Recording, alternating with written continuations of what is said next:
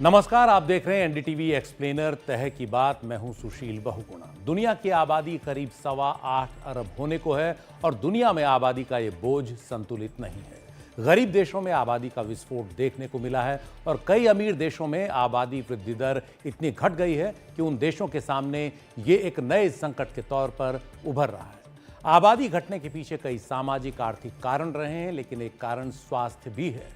स्वास्थ्य से जुड़ी समस्याओं के कारण बीते कुछ दशकों में पुरुषों और महिलाओं की प्रजनन क्षमता काफी प्रभावित हुई है। लेकिन आमतौर पर देखने में आता है कि महिलाओं के प्रजनन स्वास्थ्य पर तो चर्चा होती है, लेकिन पुरुषों के प्रजनन स्वास्थ्य पर बात करने से बचा जाता है। शायद समाज में मेल ईगो, जिसे सीधे सीधे पुरुष अहम कहा जा सकता है, उसका प्रभुत्व इस मुद्दे पर बातें ज्यादा नहीं होने देता।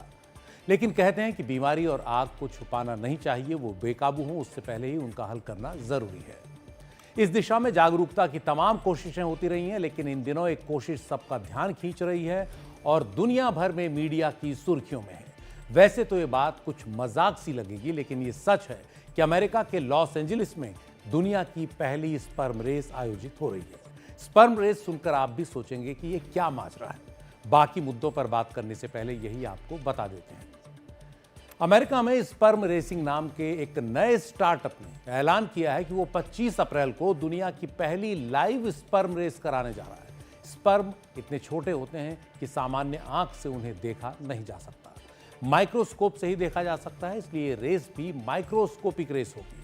इस स्टार्टअप के 4 युवा संस्थापक मानते हैं कि इस रेस से वो एक खास मिशन की ओर दुनिया का ध्यान खींचना चाहते हैं, और वो है मेल फर्टिलिटी, यानी पुरुष प्रजनन क्षमता, जो धीरे धीरे घट रही है, लेकिन जिस पर खुलकर बात हो ही नहीं रही। तो जन स्वास्थ्य के इस मुद्दे पर ध्यान खींचने का ये एक ऐसा तरीका है जिस पर निश्चित ही जमकर चर्चा होगी।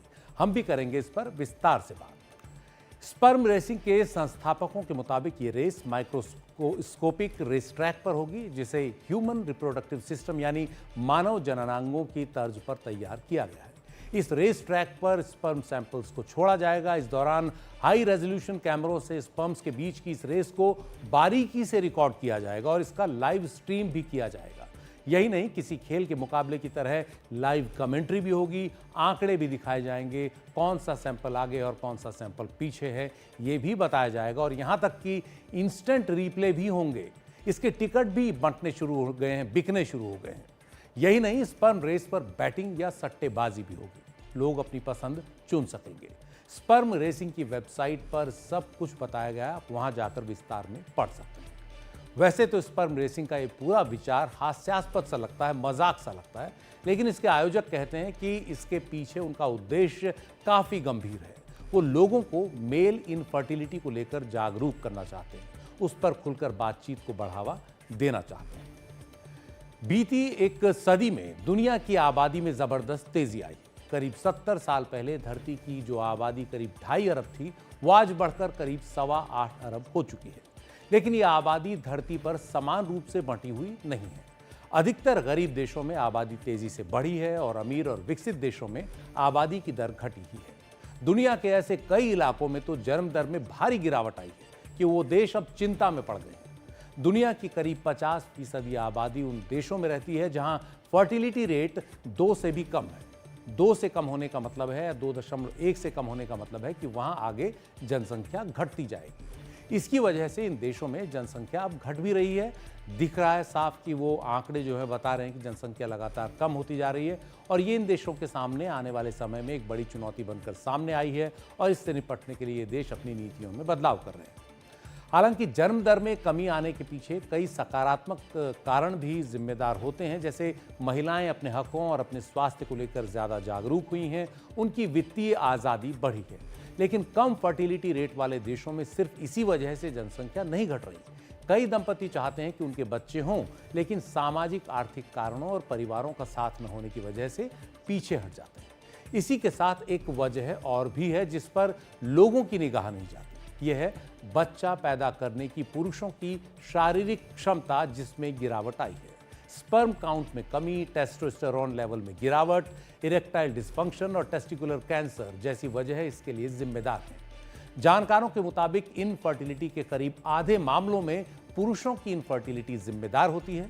अनुमानों के मुताबिक दुनिया भर में पुरुषों की 7% आबादी इस समस्या से जूझ रही है, लेकिन फीमेल इनफर्टिलिटी के मुकाबले इस मुद्दे पर चर्चा कम होती है। इसकी एक वजह है पुरुषों की इनफर्टिलिटी पर पारंपरिक तौर पर सामाजिक और पारिवारिक कारणों से ज्यादा चर्चा नहीं होती और इसके लिए महिलाओं को ही ज्यादा जिम्मेदार ठहरा दिया जाता है।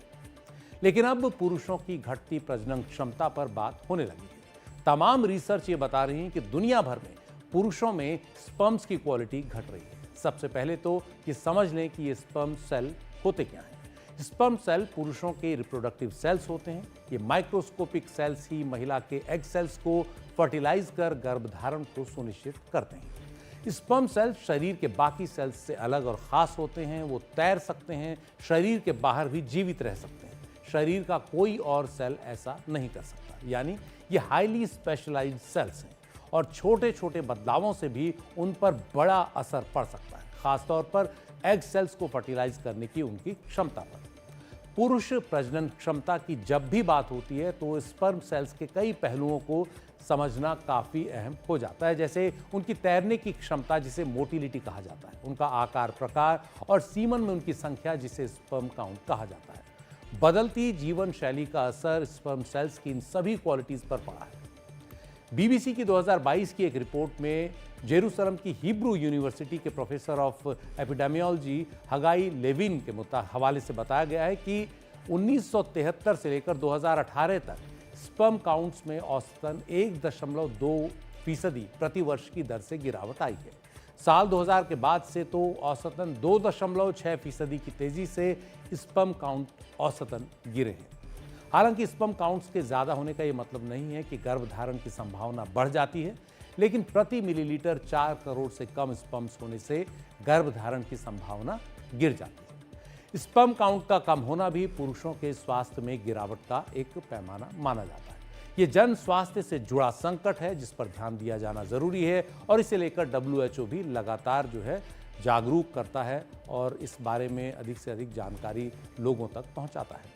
Indian society of assisted reproduction के मुताबिक भारत में करीब 2.25 करोड़ लोग इनफर्टिलिटी से जूझ रहे हैं। इनमें महिला और पुरुष दोनों शामिल हैं। आंकड़ों के मुताबिक भारत में हर छठा दंपति इनफर्टिलिटी की समस्या से जूझ रहा है और इनफर्टिलिटी के 40 से 50% मामलों के लिए पुरुषों की इनफर्टिलिटी जिम्मेदार है। पुरुष इनफर्टिलिटी के पीछे कई वजह हैं, जैसे बदलती जीवन शैली, खान पान और बढ़ता प्रदूषण तक। समय के साथ खान पान बिगड़ता चला गया है। प्रोसेस्ड फूड का इस्तेमाल बहुत ज़्यादा बढ़ गया है। सैचुरेटेड एंड ट्रांस फैट्स का इस्तेमाल खाने में बहुत हो रहा है। ऊपर से जीवन शैली ऐसी हो गई है कि व्यायाम या शारीरिक श्रम वाले काम लगातार कम होते जा रहे हैं। बदलता दौर तनाव भरी जिंदगी लेकर आया है जो सेहत के लिए हर लिहाज से खराब है। ऊपर से शराब, धूम्रपान और नशीली दवाओं का इस्तेमाल भी पुरुष प्रजनन क्षमता में गिरावट के लिए काफ़ी हद तक जिम्मेदार है।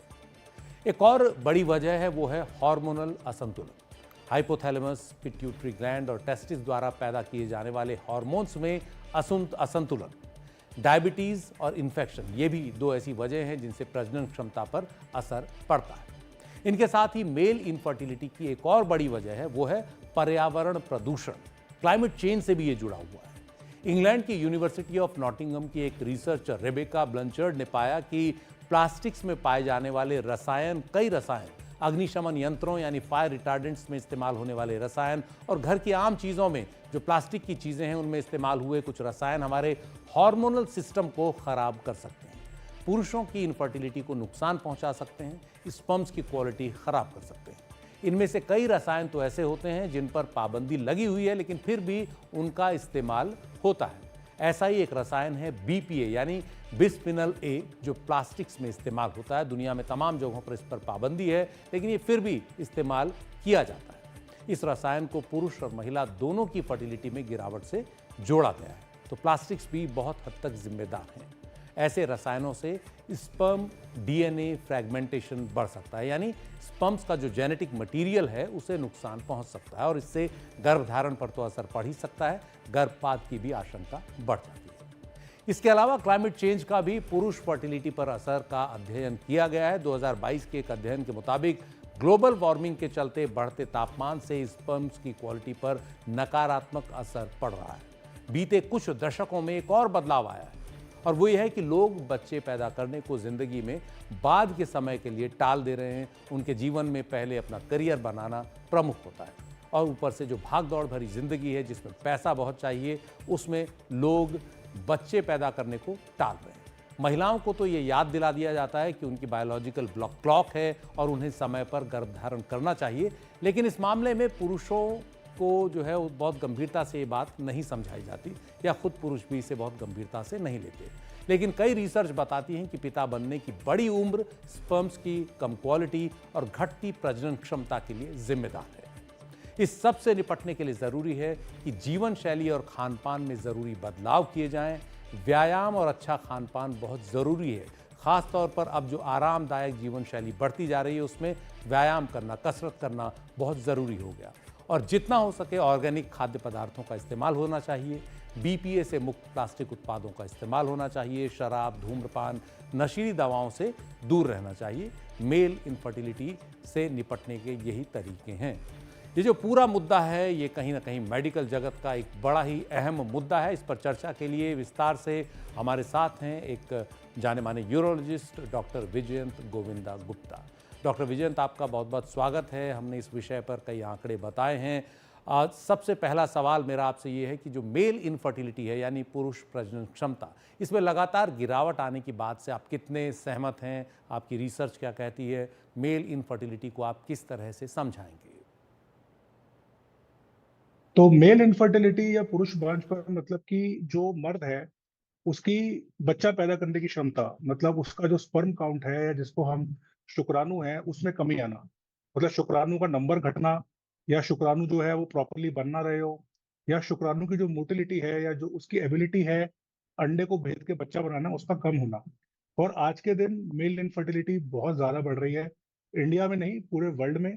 इसके मल्टीपल कारण है, पर आज के दिन अगर हम अपनी क्लिनिक में देखें तो पहले, आज से 10 साल पहले भी अगर सपोज कोई 100 में से एक पुरुष आता था, आजकल ऑलमोस्ट 20% मेल्स को कुछ ना कुछ प्रॉब्लम आ रही है बच्चा करने में।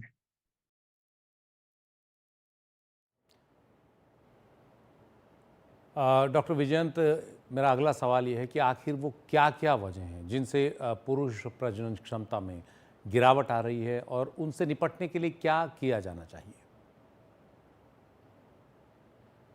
तो इसके ऊपर बहुत सारी साइंटिफिक रिसर्च हो रही है वर्ल्ड ओवर, क्योंकि ये फिनोमेना पूरे वर्ल्ड में देखा जा रहा है, हर कंट्री में पाया जा रहा है कि आज के जो पुरुष है उनका स्पर्म क्वालिटी घट रहा है।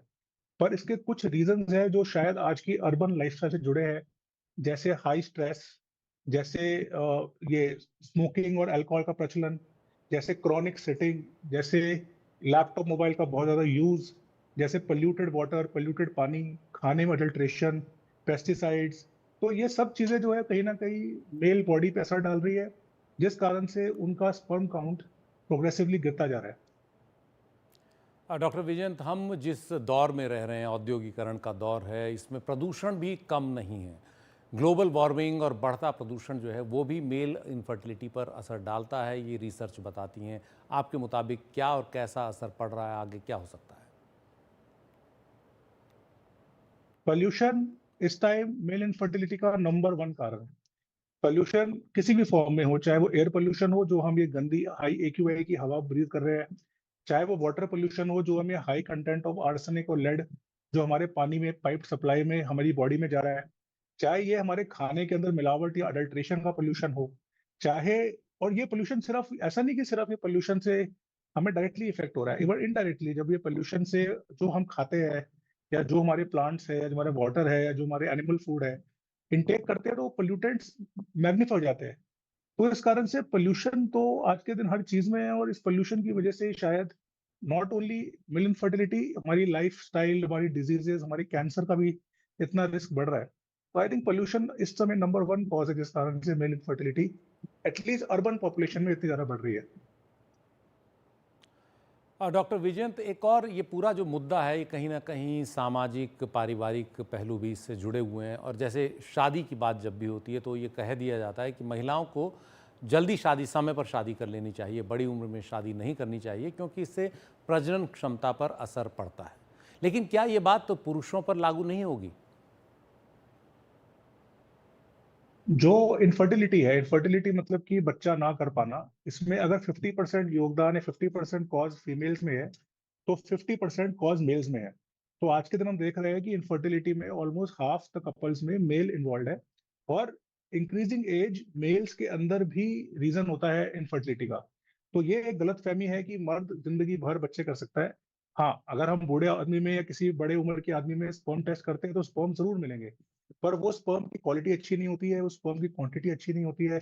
उस स्पर्म के अंदर डीएनए डिफेक्ट्स होते हैं, जिस कारण से जो बच्चा पैदा होता है उसमें प्रॉब्लम आ सकती है, उसमें डिफेक्ट्स आ सकते हैं। इसलिए मर्दों को भी अपनी फैमिली टाइम पे प्लान करनी चाहिए। क्या आप ये मानते हैं कि जब भी प्रजनन क्षमता में कमी यानी इनफर्टिलिटी की बात होती है तो जिम्मेदारी आमतौर पर महिलाओं पर ही डाल दी जाती है? समाज भी कुछ इसी तरह का है, उनके स्वास्थ्य को जिम्मेदार ठहरा दिया जाता है, लेकिन शायद मेल ईगो ऐसी चीज़ है कि पुरुषों की प्रजनन क्षमता को लेकर बात नहीं होती या छुपा दी जाती है, ढका छुपा दी जाती है। तो क्या वो ट्रेंड अब बदलेगा? ये ट्रेंड बदलना ही होगा। जैसे मैंने आपको बताया कि इनफर्टिलिटी में 50% जिम्मेवार मेल्स ही होते हैं। कई तरह की प्रॉब्लम मेल्स में होती है, कई बार संबंध ना बना पाना, कई बार स्पर्म में क्वालिटी में फर्क आना, बहुत सारी चीजें हैं जो मेल्स के अंदर भी जरूरी है। तो जो भी इनफर्टिलिटी के डॉक्टर्स हैं, चाहे वो पुरुषों के हो, चाहे वो विमेन के हो, चाहे वो गायनेकोलॉजिस्ट हो, चाहे वो यूरोलॉजिस्ट हो, हमारी हमेशा कोशिश होती है कि हम पूरे कपल की जांच करें। कई बार कपल में ज्यादातर फीमेल्स के ऊपर पूरा जोर होता है, पर अगर हम सही तरीके से जांच करें तो 50% ऑफ द टाइम्स हमें मर्द में प्रॉब्लम मिलती है और मर्द के इलाज से बच्चा हो पाता है। अगर आप ईगो रखेंगे आगे और आप अपना अपना ना तो जांच कराएंगे ना इलाज कराएंगे, तो आप बच्चा होगा ही नहीं। आप एक नॉर्मल फीमेल को कब तक दवाइयां खिलाते रहेंगे? तो ये मैसेज को जाना ही चाहिए कि अगर इनफर्टिलिटी है तो मर्दों की जांच और मर्दों का इलाज भी होना चाहिए। और अगर इस पूरे मुद्दे पर भारत के संदर्भ में बात करें तो ये जो पूरी समस्या है मेल इनफर्टिलिटी की, भारत के लिहाज से हम खास तौर पर बात करें, कितनी गंभीर है? तो ये समस्या गंभीर है, क्योंकि अगर आप पीछे सेंसस या पीछे सर्वे की बात करें तो ये पाया गया कि इंडिया में इस समय तकरीबन 2.5 करोड़ कपल्स हैं जो इनफर्टिलिटी से जूझ रहे हैं। ये 2.5 करोड़ कपल्स ऐसे हैं जिनको बच्चा नहीं है, और इसमें कुछ इलाज करा पा रहे हैं, कुछ इलाज नहीं करा पा रहे हैं। आप जानते हैं इंडिया के अंदर कई बार क्वैकरी या मतलब जो ऐसा, तो ये कपल्स सही जानकारी और सही इलाज तक पहुंच ही नहीं पाते। तो इन 2.5 करोड़ में से सिर्फ 1% या सिर्फ 2.5-3 लाख कपल्स हैं जो एक्चुअली अपनी समस्या का इलाज करा पाते हैं और बच्चे की प्राप्ति कर पाते हैं, चाहे वो इलाज से हो, चाहे वो दवाई से हो, चाहे वो आईवीएफ से हो। बाकी ऑलमोस्ट 90% 95% कपल्स इलाज करा नहीं पाते या जानकारी तक पहुंच ही नहीं पाते। तो इनफर्टिलिटी एक राइजिंग प्रॉब्लम है। मेल इनफर्टिलिटी पूरे वर्ल्ड में बढ़ रही है, इंडिया समेत। और आई थिंक सारे स्टेक होल्डर्स, चाहे वो सरकार हो, चाहे वो हॉस्पिटल्स हो, चाहे वो डॉक्टर्स हो, चाहे वो गायनेकोलॉजिस्ट हो, साथ में बैठ के ये बात करना जरूरी है कि ये जानकारी कैसे पहुंचाई जाए समाज तक कि भाई इनफर्टिलिटी कॉमन है और इसका इलाज भी पॉसिबल है, पर सही इलाज कराना इसका जरूरी है। डॉक्टर साहब, ये जो मेल इनफर्टिलिटी है इसकी समस्या से समय रहते निपटा जा सके, इसके लिए आप क्या सलाह देंगे थोड़ा विस्तार में? तो जैसे कोई बीमारी है, इनफर्टिलिटी भी एक बीमारी है। इनफर्टिलिटी से बचना ज्यादा जरूरी है एज कम्पेयर टू इलाज। Prevention is better than cure. तो कुछ चीजें ऐसी है जो आप कर सकते हैं ताकि आपको इनफर्टिलिटी से जूझना ना पड़े। इसमें दो इंपॉर्टेंट स्टेप्स है। पहला है timely marriage and timely family planning. आजकल के जमाने में देखा जाता है कि हम लोग अपनी फैमिली को या बच्चे की प्लानिंग को डिले करते रहते हैं, अपनी करियर के लिए या एजुकेशन के लिए या मल्टीपल रीजन से। हमारी बायोलॉजिकल क्लॉक या हमारी एज हमारे डिसीजन से या हमारे करियर के लिए वेट नहीं करेगी। तो यंगर एज में अपनी फैमिली प्लान कर लेंगे तो बच्चे आराम से हो जाएंगे और जल्दी हो जाएंगे। इंक्रीजिंग एज में वाइफ को भी और हस्बैंड दोनों को प्रॉब्लम आ सकती है। तो पहला है टाइमली प्लानिंग अपनी फैमिली का, ठीक है। और दूसरा है कुछ ऐसी चीजें हैं जो हम कर सकते हैं जिससे हमें इनफर्टिलिटी ना हो। जैसे अपना सेल्फ फिजिकल एग्जामिनेशन की जो अंडकोश है या टेस्टिकल्स है उनका साइज तो कम नहीं हो रहा है। जो आजकल प्री मैरिटल चेकअप का है कि जिसमें हम एटलीस्ट 25 साल में 26 साल में अपना स्पर्म काउंट, शायद शादी के पहले भी एक स्पर्म काउंट चेक करा ले कि स्पर्म काउंट में कोई डिफेक्ट तो नहीं है, कोई प्रॉब्लम तो नहीं है, उसका टाइमली इलाज हो जाए। और कुछ लाइफस्टाइल हैबिट्स जैसे स्मोकिंग ना करे, अल्कोहल ना ले, healthy exercise, healthy body weight. आजकल जिम्स के अंदर ये हार्मोन्स का बहुत यूज हो रहा है। जिम गोवर्स बहुत सारे हार्मोन्स ले रहे हैं बॉडी बनाने के लिए। ये एक बहुत कॉमन कॉज है इनफर्टिलिटी का। तो जिम में जाए, एक्सरसाइज करे, शरीर बनाए, पर हॉर्मोन्स और एक्सटर्नल केमिकल्स ना ले। जो गर्मी है, क्रॉनिक सिटिंग, जो जैसे आजकल ऑफिस में बैठना, टैक्सी में बैठना, लॉन्ग डिस्टेंस बैठना, तो ये गर्मी की वजह से भी टेस्टिकल का साइज और हार्मोन्स खराब होते हैं, तो उसका भी हम लोग केयर रखें। तो अगर हम टाइमली प्लानिंग करें, अपनी पोल्यूशन से और लाइफस्टाइल फैक्टर्स को ठीक रखें, और अपनी जांच मतलब प्रिवेंटिव जांच एक समय पे करा ले, तो मेरे हिसाब से काफी मरीजों में इनफर्टिलिटी तक पहुंचने का मौका ही नहीं आएगा। और अगर इनफर्टिलिटी हो गई है तो प्रॉपर डॉक्टर यूरोलॉजिस्ट को दिखाइए, वो आपकी प्रॉपर जांच कराएगा और आपको प्रॉपर इलाज करेगा। बहुत बहुत शुक्रिया विस्तार से जानकारी देने के लिए डॉक्टर विजयेंद्र गोविंद गुप्ता, जाने माने यूरोलॉजिस्ट। तो उम्मीद है सब जो लोग हैं अपने स्वास्थ्य का ध्यान देंगे और ये जो बड़ी समस्या है जिस पर WHO भी लगातार जोर दे रहा है, उसका हल निकलेगा और वो ज़्यादा बढ़ेगी नहीं। NDTV एक्सप्लेनर में आज इतना ही। नमस्कार।